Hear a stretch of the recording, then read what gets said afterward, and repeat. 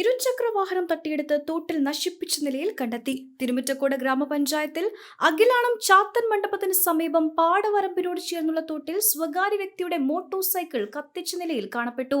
അഖിലാണം സ്വദേശി തെക്കേപ്പുരയ്ക്കൽ ശിവശങ്കരന്റെ ചെറുമകൻ ഹരിമുരളിയുടെ ഉടമസ്ഥതയിലുള്ള മോട്ടോർ സൈക്കിളാണ് രാവിലെ വീടിനടുത്തുള്ള തോട്ടിൽ പെട്രോൾ ഒഴിച്ച് കത്തിച്ച നിലയിൽ കണ്ടെത്തിയത്.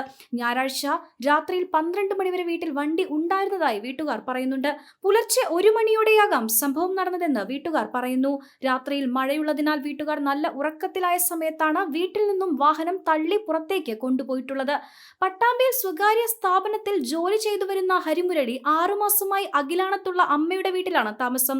പഞ്ചായത്ത് സ്ഥിരം സമിതി അധ്യക്ഷൻ PS Suresh Babu, ward member KV Moythunni എന്നിവർ സ്ഥലത്തെത്തി. യാതൊരു വിധത്തിലുള്ള സംഘർഷാവസ്ഥയും ഇല്ലാത്ത പ്രദേശമാണെന്നും സംഭവത്തിന് പിന്നിൽ പ്രവർത്തിച്ച സാമൂഹ്യദ്രോഹികളെ പുറത്തു കൊണ്ടുവരണമെന്നും സാമൂഹ്യദ്രോഹികളുടെ വിളയാട്ടം അവസാനിപ്പിക്കാനുള്ള നടപടികൾ സ്വീകരിക്കണമെന്നും ജനപ്രതിനിധികളും നാട്ടുകാരും അധികൃതരോട് ആവശ്യപ്പെട്ടു. സംഭവത്തെക്കുറിച്ച് വിപുലമായി അന്വേഷിക്കണമെന്ന് ആവശ്യപ്പെട്ടുകൊണ്ട് വീട്ടുകാർ ചാലിശ്ശേരി പോലീസിൽ പരാതിയും നൽകിയിട്ടുണ്ട്. പോലീസ് വീട്ടിലും സംഭവ സ്ഥലത്തുമെത്തി പരിശോധന നടത്തി. സംഭവത്തെക്കുറിച്ച് അന്വേഷിച്ചു വരുന്നതായി Chalissery police sub inspector VR Raneesh അറിയിച്ചു.